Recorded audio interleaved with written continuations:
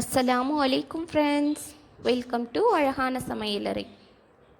இன்றைக்கி நம்ம ரொம்பவே சூப்பரான ஸ்நாக் ரெசிபி தான் ஃப்ரெண்ட்ஸ் பார்க்க போகிறோம். அதுக்கு 2 ஆனியன் சாப் பண்ணி வச்சுருக்கேன், 2 க்ரீன் சில்லி, 3 முட்டையை பாயில் பண்ணி வச்சுருக்கேன். இதை குட்டி குட்டியாக க்ரஷ் பண்ணி வச்சுக்கிடுவோம். இந்த மாதிரி ஃபோர்க் இல்லைன்னா நைஃபை யூஸ் பண்ணி கட் பண்ணி வச்சுக்கிறணும் ஃப்ரெண்ட்ஸ். இப்போ ஒரு ஃப்ரையிங் பேனை அடுப்பில் வச்சு 2 டேபிள் ஸ்பூன் ஆயில் ஹீட் பண்ணியிருக்கேன். அதில் 1 டேபிள் ஸ்பூன் சோம்பு வெடித்ததுக்கப்புறம் நம்ம கட் பண்ணி வச்சுருக்க ஆனியன்ஸையும் க்ரீன் சில்லிஸையும் சேர்த்துக்குருவோம்.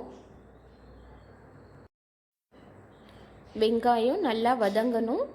வதங்கினதுக்கப்புறம் 1 டேபிள் ஸ்பூன் இஞ்சி பூண்டு விழுது சேர்த்துக்கரலாம்.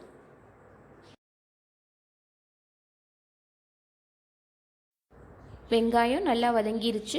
அதில் 1 டேபிள் ஸ்பூன் இஞ்சி பூண்டு விழுது சேர்த்து அதுவும் பச்சை வாசனை போகிற அளவுக்கு நல்லா வதக்கிக்கிடுவோம்.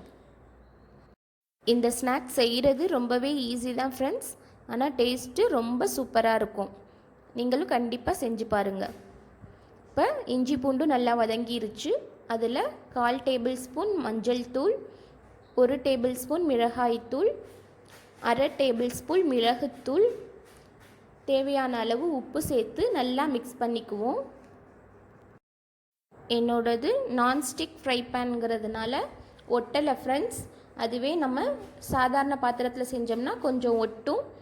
நீங்கள் வேணும்னா கொஞ்சமாக தண்ணி தெளித்து விட்டு இந்த வெங்காயம்லாம் வேகிற அளவுக்கு வதக்கி விட்டுக்கோங்க. இதில் இப்போ தேவையான அளவு உப்பு சேர்த்துக்குவோம்.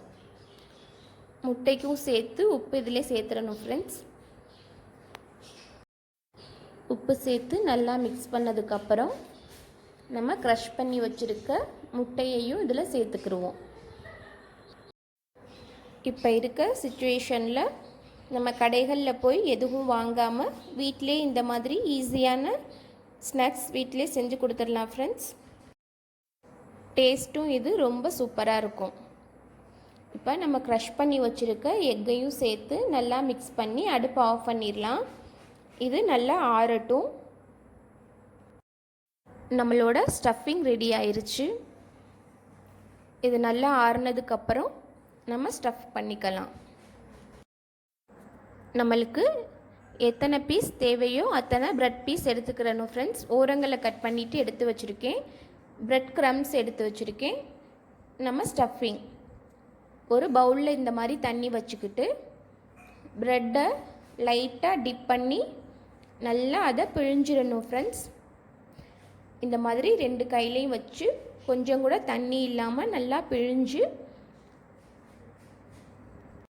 இந்த மாதிரி எடுத்துக்கிறணும். இப்போ இதில் நம்ம ஸ்டஃபிங்கை வச்சு இதை நல்லா பால் மாதிரி உருட்டிக்கிறலாம். இந்த ஸ்டெப் கொஞ்சம் கேர்ஃபுல்லாக பண்ணுங்கள் ஃப்ரெண்ட்ஸ். ஸ்டஃபிங் கொஞ்சம் கம்மியாகவே வச்சுக்கோங்க. இந்த மாதிரி வச்சு அப்படியே கைகளில் பிஞ்சிராமல் ரவுண்ட் பண்ணி, வெடிப்பு இருக்கக்கூடாது ஃப்ரெண்ட்ஸ், அதை கைகளை வச்சு நல்லா ஒட்டி விட்டுருங்க. ஒட்டி இந்த ப்ரெட் க்ரம்ஸில் போட்டு வச்சுக்கிறலாம் இந்த மாதிரி. இப்போ ஆயில் ஹீட் பண்ணியிருக்கேன், அதில் போட்டு ஃப்ரை பண்ணி எடுத்துடலாம். வெடிப்பு இருக்கக்கூடாது ஃப்ரெண்ட்ஸ்.